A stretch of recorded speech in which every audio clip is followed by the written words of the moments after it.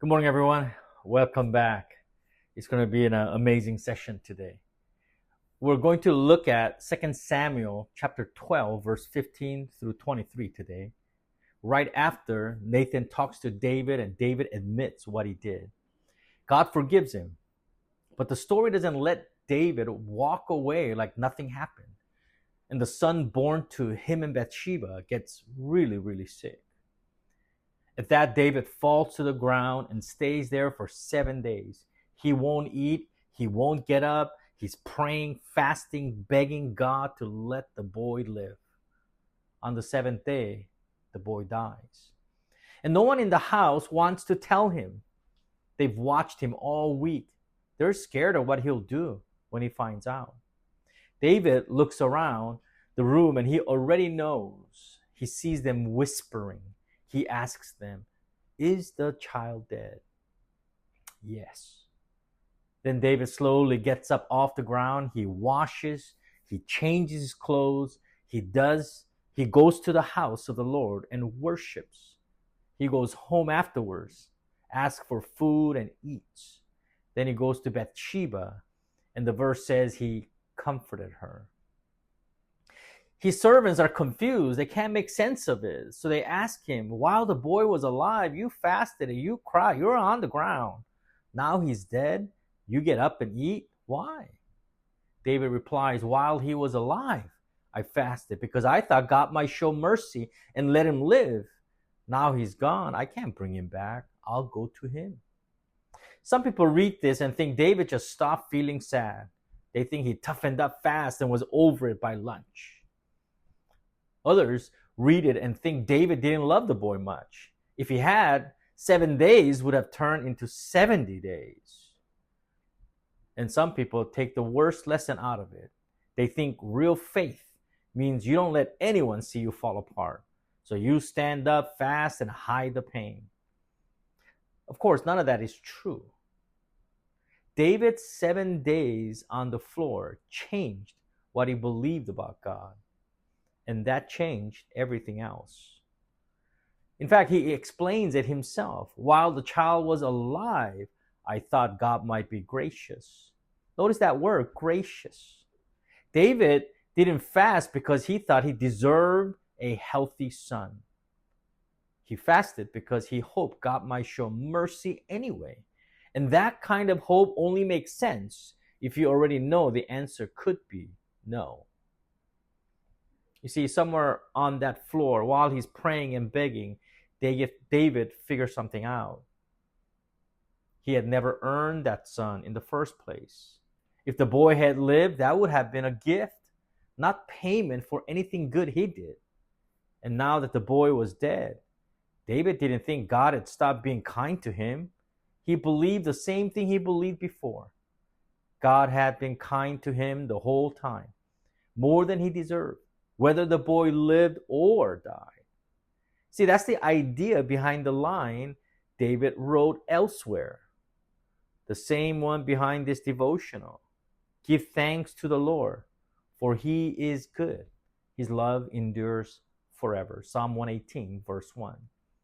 That's not just a verse for a quiet morning.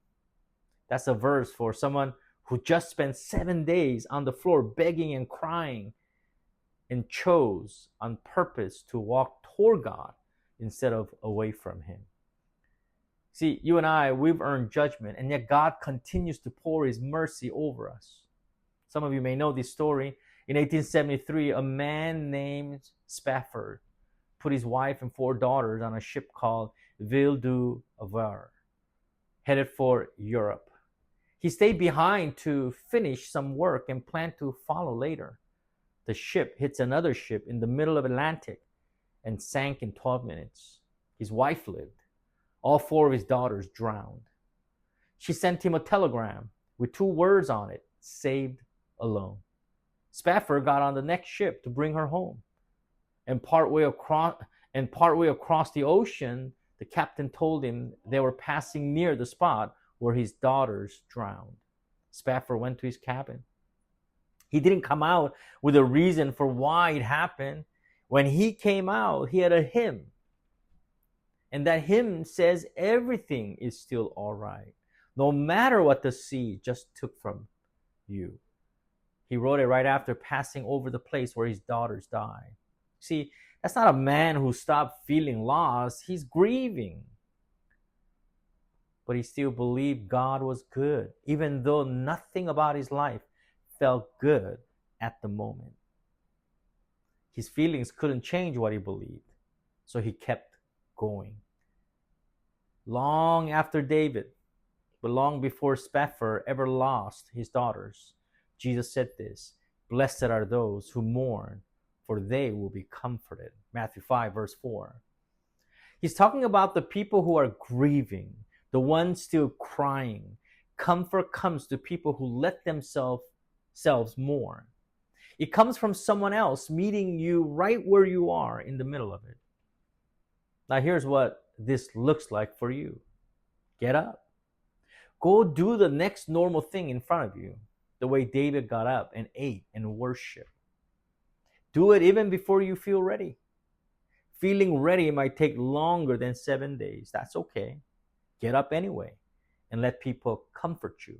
Stop pushing away people who wants to comfort you and people that God has set up around you to do that. David didn't comfort Bathsheba from across the room. No, he walked over to her and she let him. Somebody in your life is trying to do that for you right now. Let them.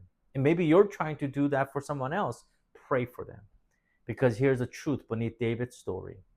David lost a son he couldn't save. No matter how many days he lay on that ground, begging, pleading, he couldn't save him. God gave up a son he didn't have to give. Paul says God did not spare his own son, but gave him up for us all. David's grief ends with a plain, hard truth. I can't bring him back. God's story ends differently because the son he gave up didn't stay in the grave. My friends, if you're on the ground right now, God isn't waiting for you to stand up before he'll meet you. He already stood up first. So wash your face. Go to the house of the Lord. He'll be there before you arrive. God bless you, and may you encounter him moment by moment today.